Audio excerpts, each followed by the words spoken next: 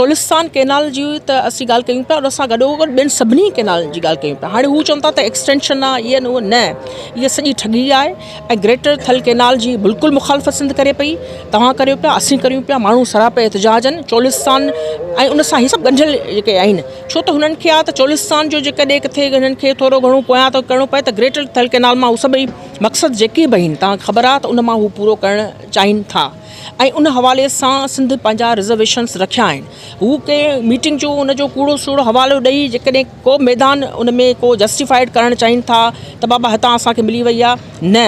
सिंध जो हर माण्हू ऐं जेके इवन सिंध असेंबली में बि स्पीचिस थियूं हुयूं त चोलिस्तान समेत ग्रेटर थल कैनाल समेत सभिनी खे ऐं सिंध हुकूमत खे बि उन ते जेको आहे अॻियां अचणु खपे।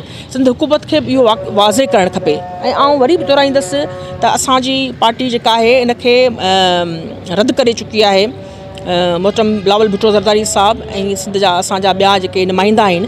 पर सिंध असेंबली मां करारदाद अचे ऐं उन में लिखियो वञे त चोलिस्तान कैनाल ग्रेटर थल कैनाल ऐं सभई शयूं बाक़ी पंजाब जे तरफ़ां, छो त हीउ सॼो जेको प्रोजेक्ट्स आहिनि पंजाब जी हुकूमत ई खणी वई आहे इरसा में। ऐं वरी आउं चवां थी